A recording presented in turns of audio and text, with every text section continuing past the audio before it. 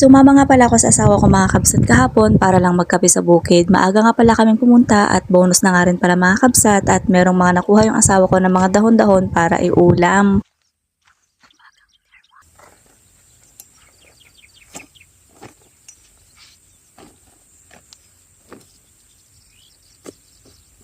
Bago pa kami pumunta ng bukid mga kabsat ay nagtimpla na nga rin pala ako dyan ng kape at nilagay ko sa thermos para hindi agad lumamig at syempre may dala-dala rin ako dyang cup. Market day ngayon mga kabsat kaya naman may mga nagtitinda sa palengke kaya naman dumaan kami sa palengke para bumili ng suman mga kabsat kasi perfect yung kape kapag ka merong suman.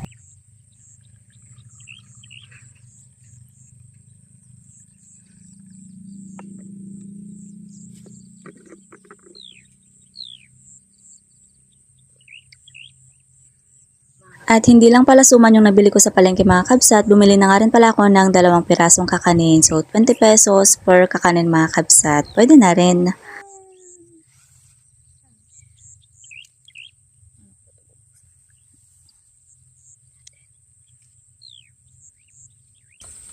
Suman plus kape.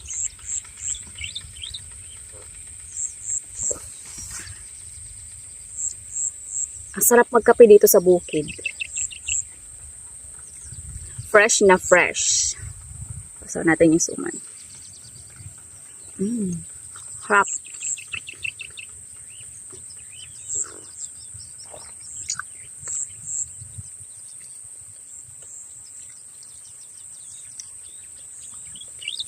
Habang nagkakape nga pala ako dito mga kabsat ay busy rin yung asawa ko dyan kasi nga naman malapit ng taniman kaya meron siyang inaasikaso dito sa bukid.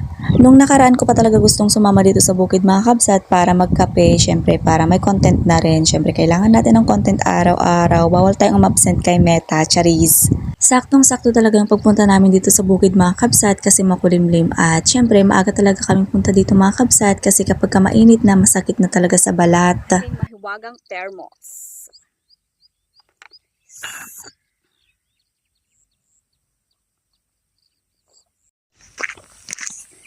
Na? Antay, kita man.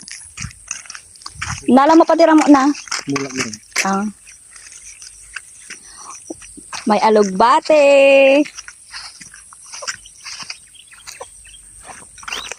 At papait. Nagkape lang sa bukid pero may nakuhang gulay-gulay. Dito sa bukid mga kabsat, makakalibre ka talaga ng mga gulay-gulay tulad ng mga ganito, papait tsaka alugbate mga kabsat kasi yung mga ganito ay minsan tumutubo lang ng kusa. Kaya